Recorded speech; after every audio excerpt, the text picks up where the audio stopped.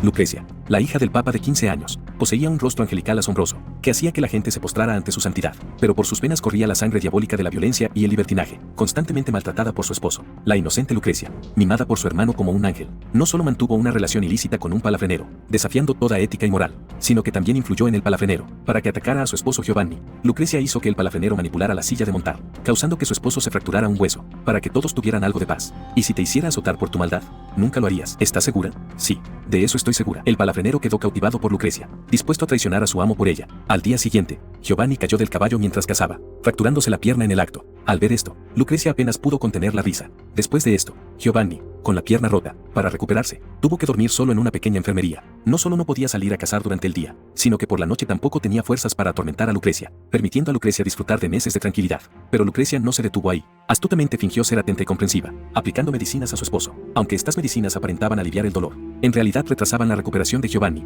Giovanni desconocía esto, viendo que Lucrecia lo cuidaba sin rencor. Comenzó a sentir remordimiento por su trato brutal, y expresó su deseo de perdonarla, diciendo que perdonaba a Lucrecia por provenir de la familia más detestable y sucia de toda Europa, los Borgia, porque la nobleza de Lucrecia provenía de su alma. Lucrecia, con gran orgullo familiar, aunque tuvo que tragarse su ira, manipuló las medicinas, haciendo que Giovanni sufriera un dolor insoportable al aplicárselas. Lucrecia era sin duda la más bondadosa y pura de la familia Borgia, aunque odiaba profundamente a Giovanni, le permitió conservar la vida. Su padre y hermanos eran verdaderamente crueles. Su hermano mayor César, tras ser nombrado cardenal, tenía prohibido acercarse a las mujeres. Sin embargo, seguía recordando a la bella Úrsula del baile, y Úrsula sentía lo mismo. Un día Úrsula fue directamente a su iglesia para confesarse, pero también para denunciar que su esposo quería matar a César. Su esposo mercenario era un violento maltratador.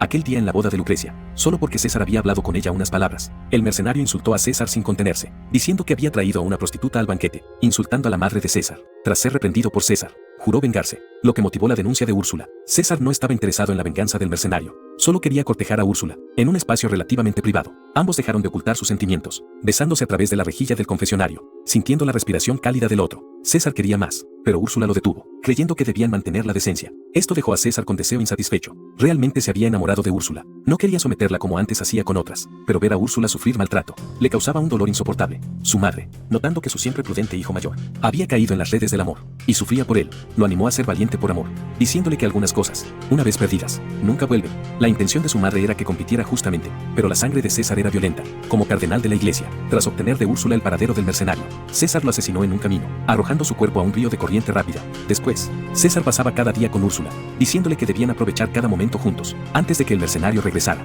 Úrsula, engañada, disfrutaba de su amor, pero los planes humanos no pueden prever todo. El cadáver del mercenario apareció en la orilla, 3 semanas después, arrastrado por el río. Úrsula descubrió que su esposo había sido asesinado, sumado al engaño de César. Úrsula casi tenía la certeza de que César era el asesino. Le preguntó a César por qué había matado a su esposo, convirtiéndola en cómplice al revelar su paradero. César al principio se defendió, diciendo que el mercenario había insultado a su madre, llamándola prostituta, y que lo había hecho para vengar a su madre, sin relación con Úrsula. Pero ante las lágrimas de Úrsula, César no pudo seguir fingiendo. Admitió que había matado por Úrsula. Quería darle felicidad, libertad y dicha, y ahora te lo he dado. Te he liberado, te he hecho libre. No me has dado un futuro. Soy cómplice de tu crimen. Úrsula manifestó que por su deseo de amor, había provocado la muerte violenta de su esposo, que no merecía morir, y había hecho que César, un cardenal, rompiera sus votos de castidad y cometiera asesinato. Dijo que en su próxima vida se retiraría a un convento para servir a Dios. Gone felony, Harry.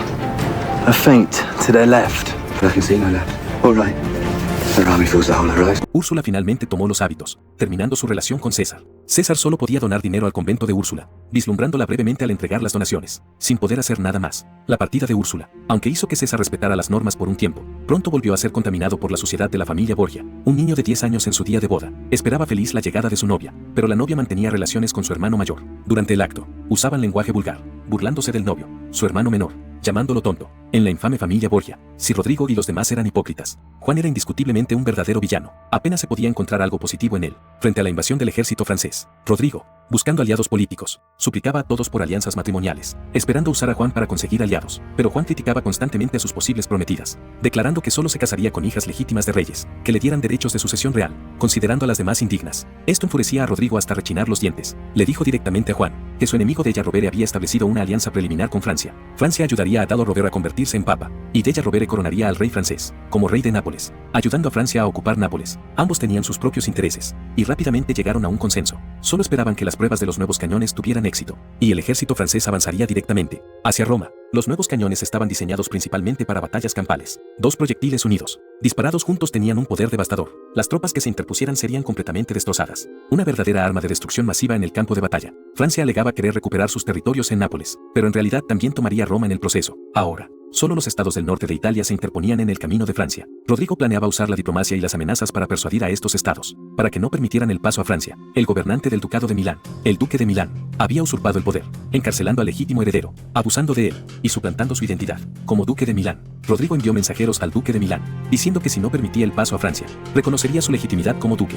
De lo contrario, declararía al duque de Milán como rebelde. Pero el duque de Milán era conocido por su rebeldía. Envenenó al heredero legítimo y declaró que definitivamente permitiría a Francia avanzar hacia Roma cuando el papa escapara de sus manos. Entonces podrían discutir estos asuntos. Y la familia Medici, gobernantes de Florencia, independientemente de las amenazas o promesas de Rodrigo, ni aceptaban ni rechazaban, claramente queriendo jugar a 2 bandas, con las 2 potencias del norte de Italia actuando así. Los estados menores se alineaban directamente con Francia. Así que para Rodrigo, excepto buscar alianzas matrimoniales, apenas tenía opciones. Al conocer la terrible situación familiar, Juan, aunque verbalmente dejó de criticar a las princesas, en realidad seguía rechazando la propuesta de Rodrigo, de casarlo con Sancha, la hija ilegítima del rey de Nápoles, para formar una alianza contra Francia. Juan continuamente ponía excusas, delegando el asunto del matrimonio a su hermano Joffre. Rodrigo se vio obligado a aceptar la idea de Juan, enviándolo a Nápoles para negociar el matrimonio. El mujeriego, al conocer a su futura cuñada Sancha, se sintió atraído por su naturaleza desenfrenada. Sus pies inquietos bajo la mesa lo tentaron aún más. Sin importarle la lealtad fraternal, comenzó a mantener relaciones con Sancha, aunque traicionó a su propio hermano. Juan actuaba como si nada hubiera pasado, compartiendo tranquilamente sus opiniones sobre la novia con su hermano.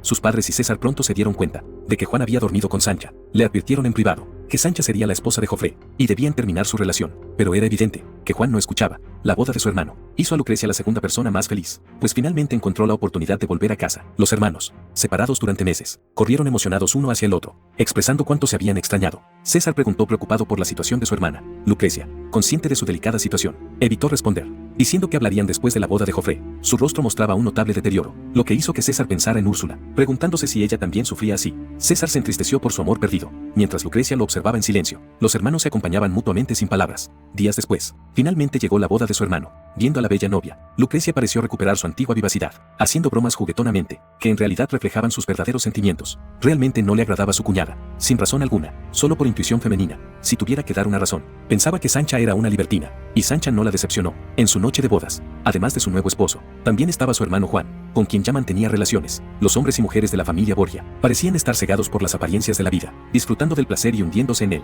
luchando en sus propios territorios, sin saber que su enemigo, Francia, no podía tolerar que Nápoles, que consideraba suyo, cayera en brazos de la familia Borgia, y ya había enviado tropas. La mujer derramó intencionalmente un cubo de agua en el suelo antes de acostarse. Luego se sentó seductoramente en la cama mostrando sus hombros. En ese momento su esposo entró apoyándose en un bastón. Al ver esta escena sensual, inmediatamente aceleró sus pasos. Impaciente, al segundo siguiente resbaló con el agua del suelo. Lucrecia fingió preocupación y corrió a ayudarlo. Con sus deliberadas travesuras, Giovanni no solo no pudo levantarse, sino que sus lesiones empeoraron. El plan de Lucrecia para frustrar los intentos del duque de atraparla en el adulterio tuvo éxito, pero esto convenció completamente al duque de la infidelidad de Lucrecia, quien decidió tomar medidas contra ella. Lucrecia mantenía una relación con el palafrenero, pero gracias a su astucia, lo había ocultado bien, hasta que Lucrecia asistió a la boda de su hermano, donde volvió a ver a su amado hermano César, recordando muchos dulces recuerdos con él. Después de la boda, Lucrecia no tenía más razones para quedarse, tenía que volver a ese hogar.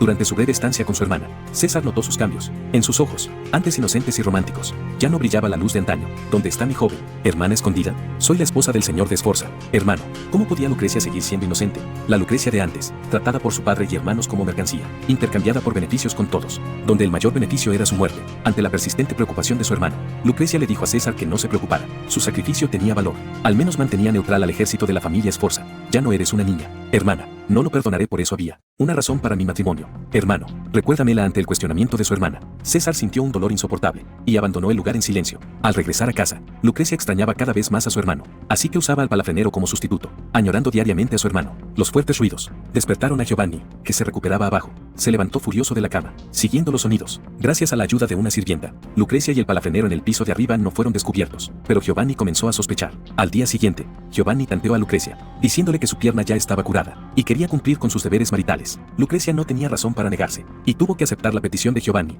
dando lugar a la escena inicial. El rechazo de Lucrecia confirmó a Giovanni que Lucrecia mantenía relaciones con el palafrenero, e incluso sus lesiones podían estar relacionadas con ella. Así que Giovanni, por interés y venganza contra Lucrecia, le dijo que Francia ya había movilizado tropas, destruyendo todo a su paso. Muchos aliados ya habían abandonado a la familia Borgia, y él también había decidido traicionarlos. Lucrecia se alarmó al escuchar esto. Giovanni, al ver su reacción, se regocijó. describiéndole vívidamente la situación en el frente. El rey francés, con un ejército de 25,000 hombres, equipados con nuevos mosquetes y cañones, avanzaba hacia el sur, llegando primero a la fortaleza italiana de Lucca, la guarnición de Lucca, y todos creían que la ciudad podría resistir mucho tiempo, así que los defensores se atrevieron a imponer condiciones al rey francés, ofendiendo por completo al belicoso monarca. El rey ordenó abrir fuego. La ciudad de Lucca, considerada inexpugnable, bajo el asalto de la artillería pesada, fue arrasada en menos de media hora. Decenas de miles de soldados entraron en la ciudad saqueando y matando. Los civiles indefensos, sin importar su edad, fueron masacrados. Della Rovere, presenciando esta tragedia humana, descubrió que era diferente a lo que había imaginado. Para no dañar a civiles, había convencido a otras familias de permitir el paso. ¿Cómo podía terminar así? Della Rovere protestó rápidamente, pero ningún soldado escuchó sus palabras, continuando la matanza por orden del rey. Al anochecer, en la ciudad de Lucca, excepto el ejército francés, no quedaba ni una persona viva. Durante el banquete de celebración, Della Rovere, viendo a los soldados festejando, con escenas sangrientas de las calles pasando por su mente, no podía comer. Suplicó al rey francés que detuviera la masacre. El rey respondió que la guerra significa matanza. Una guerra sin matanza no tiene sentido. Sin embargo, también se dio cuenta de que no podía quedar atrapado en un pantano de guerra. Después de todo, acababan de ser derrotados por Inglaterra. Si se enredaban en una guerra prolongada, Inglaterra podía aprovechar para atacarlos. Así que el rey ordenó a Della Rovere ir al sur para contactar con Florencia. Sí, los florentinos pagaban 400,000 monedas de oro como tarifa de presentación, más 600,000 monedas por sus gastos de invasión, hasta la fecha, proporcionando alojamiento para tropas francesas en Florencia, además de comida y rehenes de varias familias. Pasaría por Florencia sin causar daños, frente al violento y cruel ejército francés, sin importar lo humillantes que fueran las condiciones. La familia Medici finalmente aceptó abrir las puertas y recibir al enemigo. El ejército entró en la ciudad. Como dice el refrán, no se golpea a quien sonríe. El rey francés no se atrevió a abusar más, recibió el dinero y no causó daño alguno a Florencia, continuando su avance hacia Roma. Una noticia aún más terrible fue la muerte del viejo rey de Nápoles, su fiel aliado. El fallecimiento del anciano rey, pilar de la nación, hizo que sus ciudadanos ya no se atrevieran a resistir a Francia, sumado a la incompetencia de Alfonso para inspirar lealtad. Nápoles cayó en disturbios internos, sin capacidad para apoyar el frente de guerra. Las alianzas meticulosamente construidas por el Papa se desmoronaban una a una. El desastre estaba a las puertas.